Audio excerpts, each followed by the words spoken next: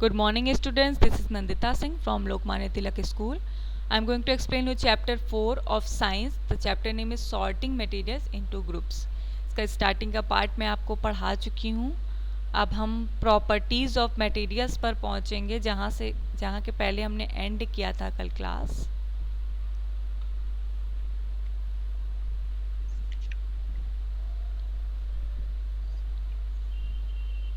Properties of materials. Have you ever wondered why a cooking utensil is made of a metal, not of paper? Have you ever wondered? क्या आपको कभी ये आश्चर्य हुआ है कि कुकिंग यूटेंसिल, जो कुकिंग के लिए जो सामान बनाया जाता था, जो बर्तन बनाए जाते थे, वो मेटल के क्यों होते हैं, पेपर के क्यों नहीं होते? Here we have two primary requirements. हमारी दो प्राइमरी रिक्वायरमेंट्स है. First, the cooking vessel should not catch fire itself. पहली जो कुकिंग वेसल है, जो हमारा बोल है, कुकिंग के लिए जो बर्तन हम यूज़ करते हैं, should not catch fire itself. उसमें आग नहीं लगनी चाहिए. Second, it should provide sufficient heat to the food for cooking. और सेकेंड क्या है कि उसमें प्रॉपर हीट लगनी चाहिए कुकिंग के लिए. फूड को कुक करने के लिए प्रॉपर हीट उसमें जानी चाहिए.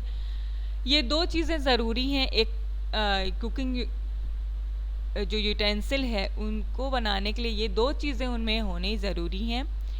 We know that a paper easily catches fire. हम जानते हैं कि हमारा जो पेपर होता है उसमें आग आसानी से लग जाती है. So it can not be use to make cooking vessel. इसलिए उसे खाना बनाने के लिए, कुकिंग के लिए यूज़ नहीं किया जा सकता. The properties of some metals make them suitable for making cooking utensils. The properties of some metal, कुछ मेटल्स के जो प्रॉपर्टीज़ हैं, जो क्वालिटीज़ हैं, वो उन्हें सूटेबल बनाती हैं कुकिंग यूटेंसिल बनाने के लिए. Why do we not use a cotton cloth to make a tumbler for storing water? Why do we not use a cotton cloth? अगर हम ऐसा क्यों नहीं है कि हम कॉटन क्लोथ को एक टम्बलर बना दें. टम्बलर मीन्स होता है ग्लास. टम्बलर बना दें वाटर को स्टोर करने के लिए. अ cotton cloth does not hold water. जैसे कि हम जानते हैं कि एक कॉटन क्लोथ जो होता है वो पानी को होल्ड नहीं कर सकता, वाटर को होल्ड नहीं कर सकता. So it will not be wise to make tumbler of cloth. इसलिए ये कोई वाइजनेस नहीं है कि हम क्लोथ का एक टम्बलर बनाएं.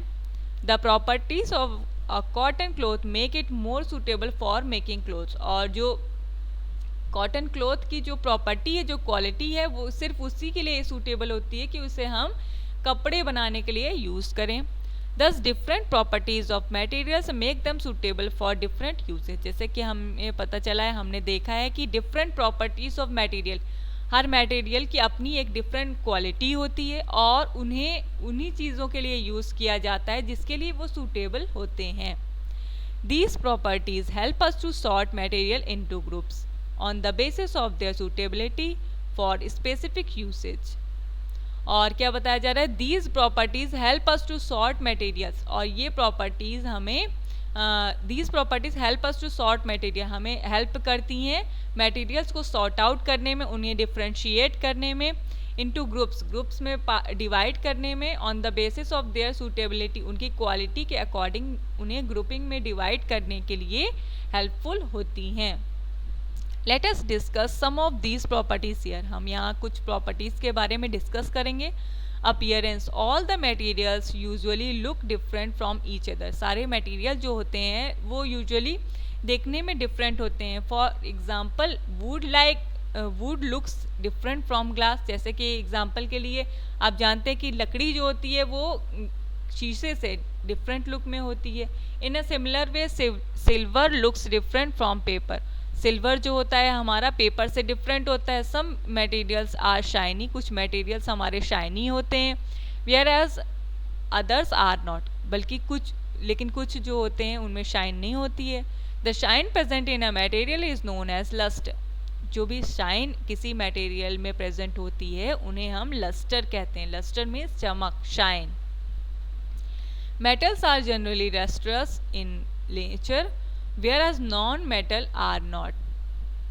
कुछ मेटल होते हैं जो चमकदार होते हैं, लस्ट्रस होते हैं इन नेचर, बट कुछ में चमक नहीं होती है। You can see lustre in new metal utensils. और आप कुछ लस्टर जो हैं कुछ न्यू मेटल यूटेंसिल्स में देख सकते हैं। एक्टिविटी 4 में क्या है? Collect different material such as cardboard, chalk, wood, aluminium sheet, iron nail and copper wire. कुछ ये सारी चीज़ों को आप कलेक्ट करिए। Do you see shine in any of this? क्या आप इन सब में से किसी में भी शाइन देखते हैं? If yes then separate these into a shiny group. अगर हाँ तो आप उन्हें शाइनी ग्रुप में डिवाइड करिए। Now rub the surface of the other material with a sand paper. और दूसरे मटेरियल को आप सैंड पेपर से रब करिए सरफेस पर। Do you see shine in any other object now? क्या आप दूसरे ऑब्जेक्ट में शाइन देखते हैं? If yes then group these with the earlier group of shiny objects. तो फिर इन्हें भी आप शाइनी ग्रुप में डिवाइड कर दीजिए। Next put all the other objects in a group of object that do not shine. और फिर जो ऑल ग्रुप्स हैं, ऑल जो ऑब्जेक्ट्स हैं वो अगर शाइन नहीं करते तो उन्हें नॉन शाइनी ग्रुप में डिवाइड कर दीजिए। Note down the observation in your notebook. और अपने जो भी ऑब्जर्व किया आपने उसे नोटबुक में राइट डाउन करिए। Gold and silver are highly lustrous metal. जैसे कि आप जानते हैं कि गोल्ड और सिल्वर जो होता है उसमें बहुत चमक होती है, बहुत चमकदार मेटल होता है। That is why they are use for making ornaments. इसीलिए इन्हें ऑर्नामेंट्स मीन्स आपके ज्वेलरी बनाने के लिए यूज़ किया जाता है। Continuous exposure of air and moisture causes some metals to lose their lustre and appear dull. Continuous exposure of air, continuous means लगातार exposure of air, flow of air की वजह से, एंड मॉइस्चर की वजह से कुछ मेटल जो होते हैं वो हमारे लस्टर को खो देते हैं। एंड अपीयर डल, और डल हो जाते हैं। They however regain their lustre when polish. और फिर जब हम उन्हें पॉलिश करते हैं तो फिर वो अपनी चमक को बरकरार रख लेते हैं, फिर से चमकदार हो जाते हैं। जैसे कि आप ज्वेलरी वगैरह देखते हैं, कोई भी ज्वेलरी जो होती है वो अगर लॉन्ग टाइम के साथ यूज़ की जाए तो वो डल हो जाती, फिर हम उसको पॉलिश कराते हैं तो फिर वो वैसे ही एज इट इज़ न्यू जैसी हो जाती है। वही यहाँ पर बताया जा रहा था। अब हार्डनेस में क्या है? Some substances can be compress. कुछ सब्सटेंस ऐसे होते हैं जिन्हें दबाया जा सके, whereas other can not be. लेकिन कुछ ऐसे होते हैं जिन्हें नहीं दबाया जा सकता, प्रेस नहीं किया जा सकता। For example, if you try to compress a wooden bar you will not be able to do so. Example के लिए अगर आप कोई लकड़ी का बार अगर आप कंप्रेस करते हैं तो आप उसको नहीं दबा सकते। A teddy bear made of cotton and sponge can however be easily compressed। जैसा कि आप जानते हैं टेडी बियर जो हमारा कॉटन और स्पॉन्ज से बना होता है उसे हम आसानी से प्रेस कर सकते हैं। The materials that can be compressed are called soft. जो मटेरियल हम कंप्रेस कर सकते हैं उन्हें हम सॉफ्ट कहते हैं, और the material that can not be compress are called hard. जैसे कि आपको पता है जिन्हें हम कंप्रेस नहीं कर सकते उन्हें हम कहते हैं hard. When we scratch one material with other, the one that gets scratched is softer than the other one. When we scratch one material with another, अगर हम दो मटेरियल को आपस में स्क्रैच करते हैं, the one that gets scratched is softer। जो scratch हो जाता है वो सॉफ्टर होता है, और जो स्क्रैच नहीं होता वो जैसे कि वो हार्डर होता है। For example, when we scratch a crayon with and nail. अगर हम नेल से क्रेयॉन को स्क्रैच करते हैं, the crayon gets scratched. Crayon scratch होता है, हमारा नेल स्क्रैच नहीं होता। दस क्रेयॉन इज सॉफ्टर मटेरियल। इसलिए हम ये समझेंगे कि क्रेयॉन हमारा एक सॉफ्टर मटेरियल है। Let us do a simple activity to evaluate the hardness of different solid substances।